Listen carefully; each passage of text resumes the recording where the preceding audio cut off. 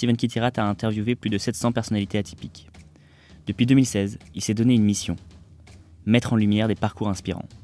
Ce n'est pas son métier, mais Steven a tout d'un professionnel. Une longévité rare, une curiosité insatiable et une audace rafraîchissante. Au cours de son parcours, il a interviewé entre autres Philippe Croizon, l'inventeur du TGV ou celui de la carte à puce. Toutes ces rencontres l'ont mené à réaliser des projets ambitieux. Il a notamment réalisé un documentaire primé à Rome, une conférence TEDx, Vivre sa vie, ou encore des entretiens dans des lieux insolites, du sommet d'un volcan à la grotte d'un explorateur. Son mantra: n'ayez pas peur de briller, mais veillez toujours à éclairer le chemin des autres. Bonjour Jean-Paul Augereau, merci d'avoir accepté ma proposition d'interview. C'est un grand plaisir, un grand honneur de pouvoir partager avec vous votre parcours et ce que vous faites, parce que je trouve que c'est très important, très utile dans un monde, surtout en ce moment, d'avoir un peu de lumière, d'espoir. Voilà. Bonjour, merci pour votre invitation. Donc Jean-Paul Augereau, vous êtes un ancien chef d'entreprise textile et vous avez fondé la Safe Water Cube après avoir frôlé la mort en 2002, mais on va en parler pendant notre interview. Euh, Déjà pour commencer, parlez-nous de votre ancienne vie en tant que chef d'entreprise textile. Eh bien, j'ai créé ma première entreprise en 1995, où à l'époque, eh bien, j'avais mis au point un système d'impression de photos en couleur sur du cuir sans aucun toucher. Et aujourd'hui, que l'on fait avec des imprimantes laser.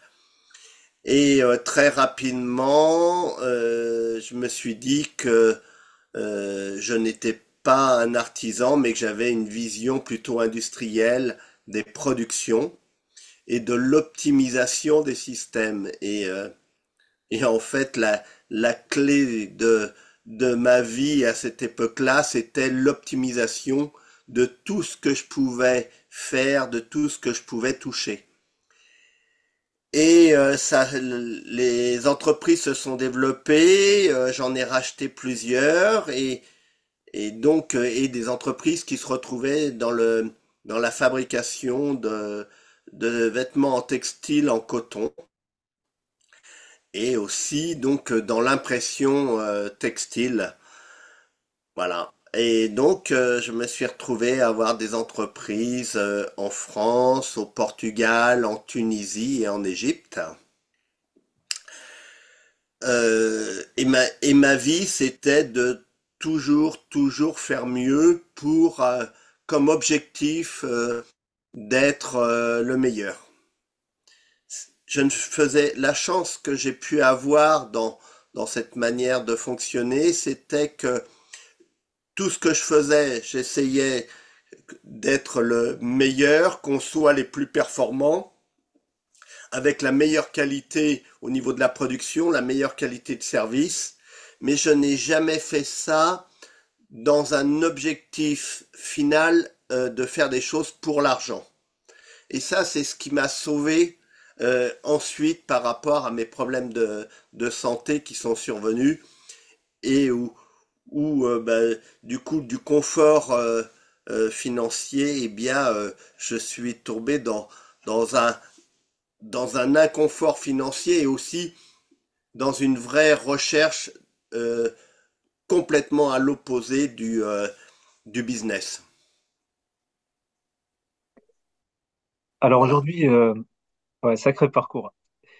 Euh, alors aujourd'hui, vous consacrez votre vie à rendre l'eau potable accessible dans les régions défavorisées grâce à une fontaine innovante, donc votre entreprise Safe Water Cube. Alors alors on va parler de comment vous êtes du coup basculé de ce monde, vous avez dit tout à l'heure, à ce monde, on va dire un engagement humanitaire. Donc c'est parti depuis 2020, 2002, pardon, 2002. Alors en fait, oui, en 2002, je suis en Égypte, à Alexandrie, voilà, et toujours dans le même hôtel dans lequel j'ai l'habitude d'aller lorsque je vais suivre les productions là-bas et je me lave les dents avec l'eau du robinet, sans la consommer puisque quand même je faisais attention, mais c'est vrai que je me suis lavé les dents avec l'eau du robinet. Il y avait des bactéries qui sont passées par une dent et j'ai contracté une septicémie. Cette septicémie, eh bien, s'est aussi développée sur ma valve aortique, m'a détruit ma valve aortique et on a été obligé de me faire une greffe humaine. Et là, je me suis retrouvé en rééducation dans des centres de rééducation cardiaque et où je me retrouve avec des personnes qui ont entre 70 et 80 ans qui sortent de triple pontage. Et moi, j'ai 35 ans.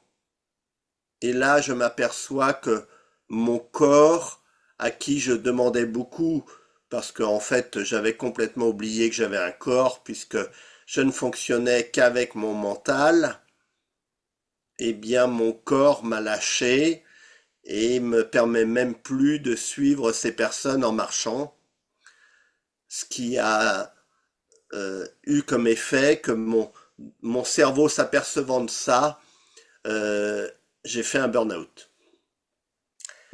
Comment vous avez Et su que c'était dû à cette eau? Combien de temps s'est-il passé entre le fait que vous ayez brossé les dents et que vous avez ensuite détecté cette maladie? ah ben alors comment je l'ai su? Eh bien, c'est par rapport aux analyses de sang et donc ils arrivent à retracer d'où vient le problème de départ, hein. Et combien de temps entre le moment où je suis rentré à l'hôpital et le moment où j'ai contracté la septicémie? 4 mois. Et en 4 mois, j'avais perdu 10 kilos et comme mon médecin pensait que c'était plus dû à mon excès de travail et au stress, Mhm. eh bien, voilà, il m'avait dit, bah, tu commences par te calmer et puis ça va aller mieux. Mais il n'avait pas du tout vu venir que il m'avait pas fait d'analyse de sang, quoi que ce soit. J'étais juste complètement épuisé et je perdais du poids jusqu'au jour où j'étais plus capable de tenir debout, quoi. Et c'est là que je suis rentré en urgence à l'hôpital et en fait j'étais à 2 jours de mourir. Je suis allé au bout du bout, quoi. Alors du coup, là c'est le moment qui est assez incroyable, ce basculement. Comment vous êtes passé du coup de cet état de presque mourir à avoir eu à cette idée justement? Alors ça se fait pas tout de suite, Ouais. c'est-à-dire que mon burn-out a duré à peu près 2 ans et demi. Ok, ah oui. J'ai eu la chance de rencontrer une coach, une ancienne championne d'Europe de natation avec palme, qui elle-même sortait d'un cancer du sein. Et, euh, et en fait, elle comprenait, alors moi j'étais pas un sportif de haut niveau, mais dans mon job, j'étais assez performant. Et donc, elle comprenait quel pouvait être le traumatisme que j'avais pu subir. Et elle a surtout compris que je m'étais mis dans un tel type de fonctionnement d'optimisation de tout que je m'étais coupé de l'ensemble de mes émotions et surtout que avant tout ça, que je m'étais complètement coupé des êtres humains qui m'entouraient. Euh, Parce qu'en fait, je ne parlais plus à personne parce que je considérais que c'était de la perte de temps. Et, euh, et donc, j'avais des visions, des organisations, je comprenais les choses rapidement et je me débrouillais pour qu'elles soient mises en place très très rapidement. Et là, donc voilà, j'ai découvert qu'il y avait des êtres humains autour de moi et que les êtres humains, on est tous différents et qu'on a tous des besoins différents. Et ça, je m'étais jamais posé la question auparavant, c'était quand même assez grave. Et puis, le deuxième chose, qu'il y avait aussi le mot plaisir, parce que je m'étais tellement optimisé que j'aurais pu passer devant le plus beau paysage du monde et je suis certainement passé devant des paysages extraordinaires, et bien que je ne prenais même pas le temps de les regarder parce que j'étais dans ma bulle d'optimisation de mon travail et de performance. Et donc, une fois tout ce travail-là fait, qui ne se fait pas en 2 minutes, mais euh, ça a été de faire du développement personnel pour comprendre qui j'étais et quels étaient mes besoins. Comment Jean-Paul Augereau fonctionne-t-il à l'intérieur? Quels sont mes moteurs? Quels sont mes besoins? Et du coup, qu'est-ce qui peut donner du sens à ma vie? Qu'est-ce qui peut me donner de l'enthousiasme de faire des choses? Une fois qu'on a été là, globalement, on avait fait 90% du travail. Et là, ça a été assez rapide, c'était de dire, eh bien, je suis tombé malade à cause de l'eau.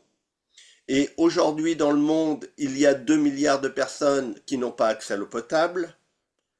Et 80% des maladies des enfants dans les zones rurales sont dues à l'eau qu'ils boivent. Dans les zones rurales, je parle aussi bien en Afrique qu'en Asie. Et donc, je vis, moi, Jean-Paul Augereau, parce que quelqu'un m'a donné quelque chose, parce que c'est une greffe humaine, et chaque jour de ma vie, ça a duré 10 ans, chaque jour de ma vie, j'y ai pensé que je vivais vraiment parce que quelqu'un m'a donné quelque chose. Et ça, c'était un élément hyper important. Eh bien, c'était de dire, qu'est-ce que je peux faire pour essayer de redonner quelque chose aux autres, parce que si je vis, c'est quand même grâce aux autres. Et là, il est peut-être important de s'en occuper, d'essayer de faire quelque chose. Et ça a été le basculement, parce que là, c'était franchement facile, c'était de dire que ma vie du textile, en fait, ce n'était absolument plus ma vie.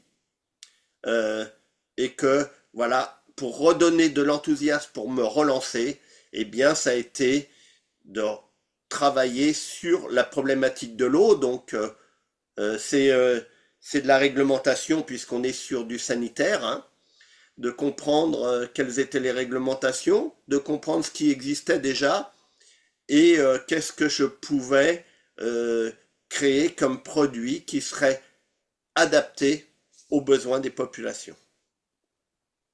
Voilà comment s'est fait la bascule. Alors, vous avez mis, enfin, de ce que j'ai lu, au moins 10 ans, plus de 10 ans à concevoir la fontaine. Quels ont été les plus grands défis techniques pour, pour mettre cela au point? Alors en fait, j'ai mis 10 ans, mais j'avais toujours quand même mes entreprises, hein, en parallèle quand même.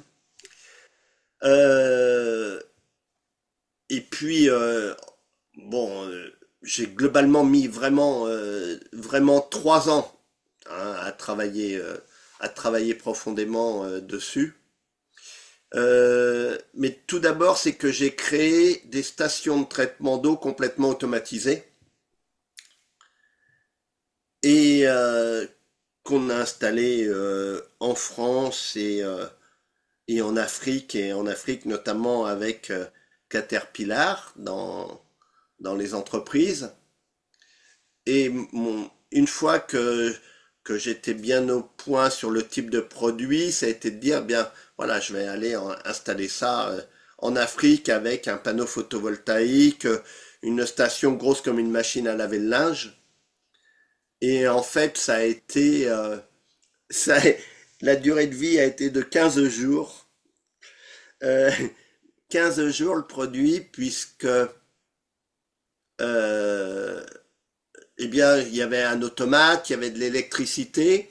On se retrouve avec des populations qui gagnent moins de 3 euros par jour, des populations qui n'ont pas d'outils, des populations qui n'ont pas de formation, des températures qui sont entre 35 et 45 degrés, de la poussière. et il suffit qu'il y ait eu un fil de desserré ou un problème avec l'automate, la station tombe en panne, personne est en capacité ou a les moyens ou a les outils pour réparer.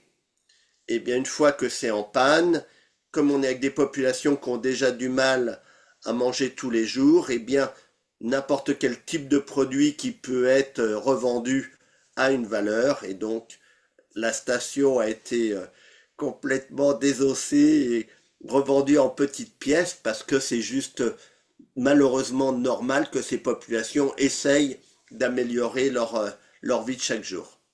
Donc ça a été la première chose. Et donc, qu'est-ce qu'on apprend de ça? En fait, c'est l'histoire des deux commerciaux qui vendent des chaussures qui reviennent d'Afrique, hein.